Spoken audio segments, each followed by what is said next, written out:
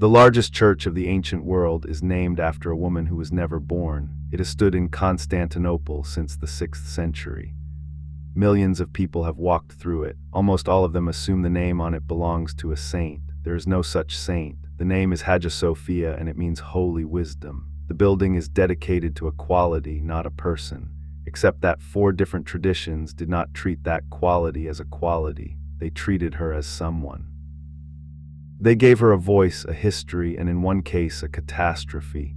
One of those traditions says she fell, not sinned, fell, and it says exactly what she made on the way down. Start with the language because everything downstream depends on it. In Hebrew, the word for wisdom is chokmah, in Greek, Sophia. Both are grammatically feminine nouns. That is a fact about the languages, not a claim about the divine. Hebrew and Greek assign gender to almost every noun. Tables have gender, stones have gender, so the feminine gender of chokmah proves nothing on its own. What matters is what the writers did with it. They could have left wisdom as an abstract quality. Instead, in one book, they let her speak. And once a quality speaks in the first person, it stops being a quality. That decision is the seed of everything in this video, and it was made long before anyone was called a Gnostic. Every tradition we are about to look at is downstream of it. Some read her as a way of speaking about God. Some read her as a being with her own history. The text itself does not settle the question, and that is not an oversight. Poetry rarely settles anything. The 8th chapter of the book of Proverbs is written in her voice. She calls out in the street. She says she was there before the world had shape. Before the mountains were settled, before the springs were heavy with water, she was already beside the one making it. She describes herself as present at the founding of the sky. She uses the word delight. She says she was playing. Read that slowly because it is unusual. She is not described as an attribute God possesses. She speaks. She remembers. She was there beside him while the boundaries of the sea were being set, and she enjoyed it. This is Hebrew poetry, and it is inside the canon that Jews and Christians share. There is nothing heretical about it. It is the front door, and it leaves a question sitting in the open in the middle of a book that everyone reads.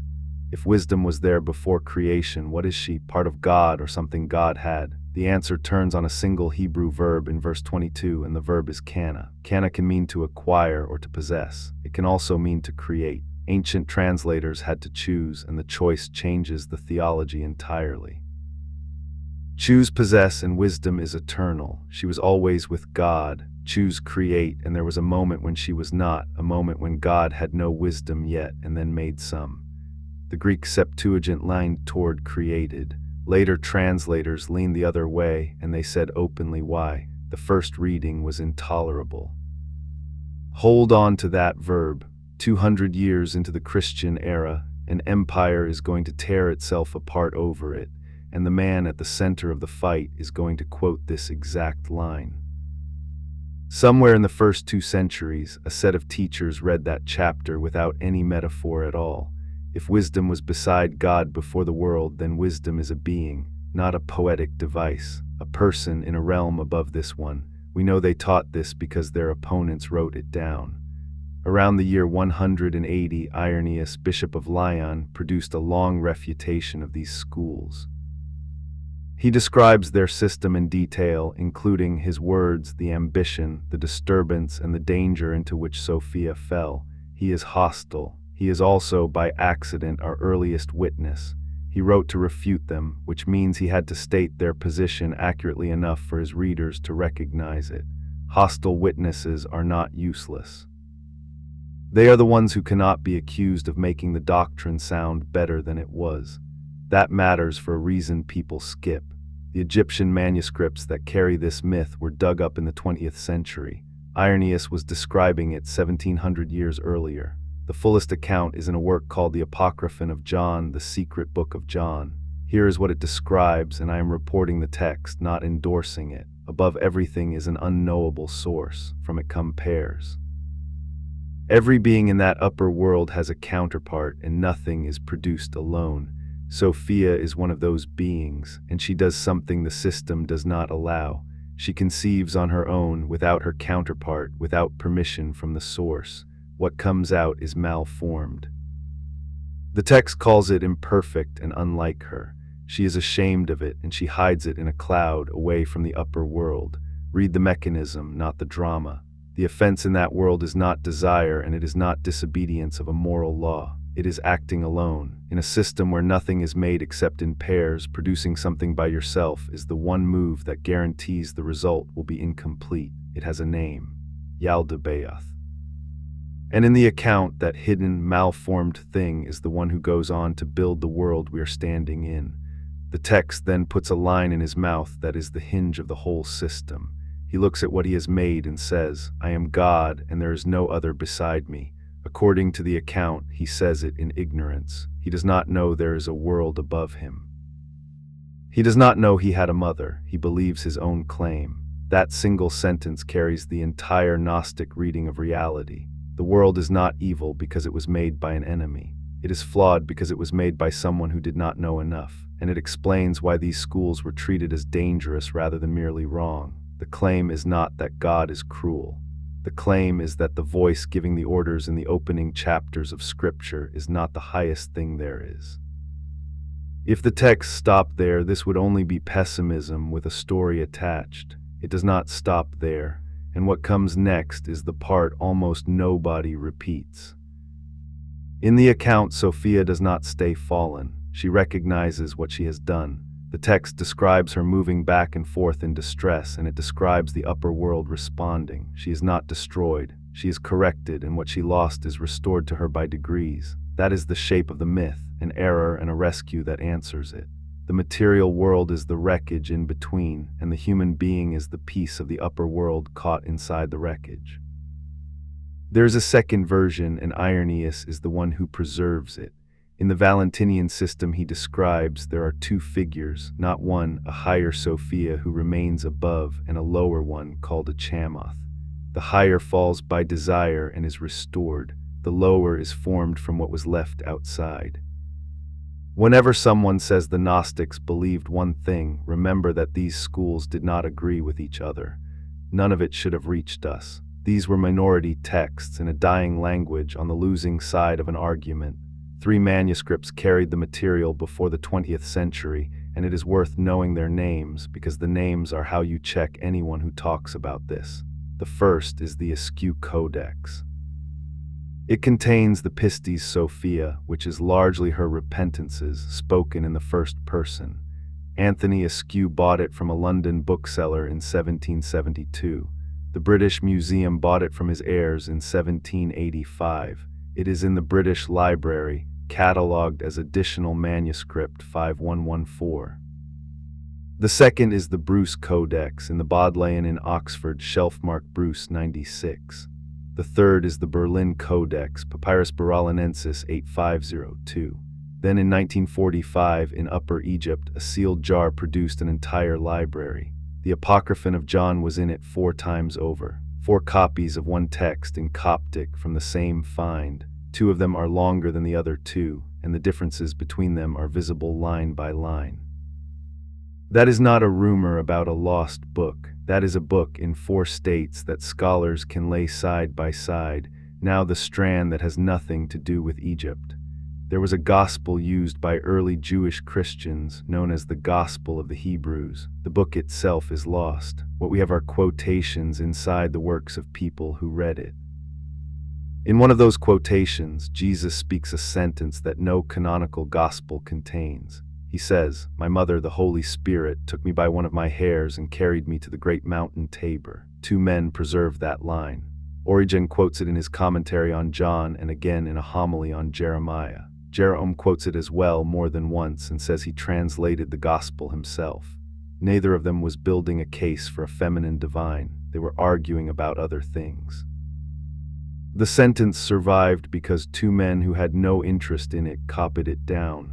That is the strongest kind of evidence there is for a lost text, and it is the opposite of a suppressed one. Nobody hid this line. It reached us through the front door, inside the standard works of 2 of the most read authors in early Christianity. The reason for the phrasing is not mysterious, and it is not a secret doctrine. In Hebrew and Aramaic, the word for spirit is ruach, and it is grammatically feminine. A writer working in those languages who refers to the spirit will produce a feminine pronoun without intending any statement at all. Early Syriac literature does exactly this, and the scholar Sebastian Brock has traced how consistently it does. The spirit is treated as she across a whole body of writing for centuries. Then the same material moves into Greek, and in Greek the word for spirit is pneuma, which is neuter. A possible reading, and it is a reading, not a proven cause, is that nothing was suppressed here at all. The gender simply did not survive the translation. Grammar closed the door that grammar had opened. Which brings us to the sentence you will hear anywhere this subject is discussed, that in 325 a council erased the divine feminine. The Council of Nicaea met to deal with a priest named Arius and his teaching about the status of Christ. There is no evidence that it settled which books belong in the Bible. That claim is modern and it spread through a novel, but the part that gets left out is better than the myth. Remember the verb from the 8th chapter of Proverbs, qanah, acquired or created. Arius built his argument on the reading that says created. If wisdom was created and Christ is the wisdom of God, then Christ is a creature with a beginning. His opponents had to answer that verse directly. So wisdom was not erased at Nicaea. Wisdom was the agenda. The whole quarrel was over what to do with a feminine figure who says in the text that she was there first. And the resolution was not deletion, it was identification. The answer that one treated that figure as the Son, eternal, not made, which is why 2 centuries later, the largest church in the empire could be dedicated to holy wisdom without anyone thinking a goddess was involved. 600 years pass, the Coptic books are buried and forgotten. And in the south of France, at the end of the 12th century, a Jewish text appears that nobody can fully account for. It is called the Sefer ha-bahir, the Book of Brightness. It is the earliest disseminated work of Kabbalah, and the first to use the symbolism of the emanated Sephirot, the 10 aspects through which the hidden God acts. Something in it had no clear precedent. The Shekinah, the divine presence, a term that already existed in Jewish tradition, becomes decisively feminine and becomes the 10th and lowest of those aspects. That is the level closest to us. The Bahir symbolizes her as the daughter of the king and as the one who stands between the hidden Father and the world. Gershom Scholem, who divided the book into 140 passages and effectively founded the modern study of it, treated this as the point where Kabbalah begins. And note what the position means. The 10th aspect is not the least important one. It is the one that touches the world. In that arrangement, the part of God a person actually meets is the part described as she. Why there and why then is contested, and the honest answer is that we do not know. One well-known proposal comes from Peter Scheffer, who points to the flourishing cult of the Virgin Mary in exactly that region, in exactly those decades, and argues that it made a feminine aspect of God available in a way it had not been before. That reading has been challenged, and the challenge is reasonable. Other scholars trace the feminine Shekinah to older Jewish sources and to internal development with no borrowing required. The argument is open. Anyone who tells you it is settled is selling something, and there is one more turn back where we started. In the Byzantine understanding, the holy wisdom that church is named for was identified with the Logos, that is, with Christ. So in the Church of Holy Wisdom, wisdom is a he. The building people point to as evidence of a hidden goddess is dedicated by its own tradition to a son. So here is the tool, and it is the only thing in this video that will still be useful next week. 3 registers, and every claim about her fits in one of them. First, what a dated manuscript says. The Askew Codex exists. Its shelf mark is additional 5114. Anyone can check it. Second, what a tradition holds. The fall, the counterpart, Yaldabaoth's boast, these belong to specific texts and specific schools, and they should always be said with the text named. Third, what someone in the last 100 years decided. Sophia as Isis. The Black Madonnas as disguised pagan goddesses, a council that erased a goddess. No medieval document behind any of them. Notice what the 3rd register does. It takes a genuine, documented argument, one that ran for centuries in 4 languages, and replaces it with a conspiracy that is smaller and far less interesting. The test is one question, and it works on anyone, including me. Which manuscript and where is it kept? If the answer is a shelf mark, you can check it. If the answer is that the evidence was destroyed, you have been handed a claim that is built so it can never be wrong. Everything real here is stranger than the version being sold. A figure who appears in Hebrew poetry because of a grammatical accident. Readers who took the poetry literally and built a cosmos on it. A sentence about a mother that survived only inside the books of men arguing about something else. An empire quarreling over one verb in one verse. And then, 6 centuries later, in a town in the south of France, a book that puts her at the bottom of the ladder, closest to us, and calls her the king's daughter. None of that needed a suppression to make it interesting. It only needed someone to read the manuscripts in order. 2 of the codices in this video, the Askew and the Bruce, sat side by side as the only witnesses we had for 160 years. I made a whole video about the Bruce one and about the strange books inside it. It is the natural next step from here, and it is on screen now. The church is still standing. The name on it was never a person's, and that is the least strange thing about it.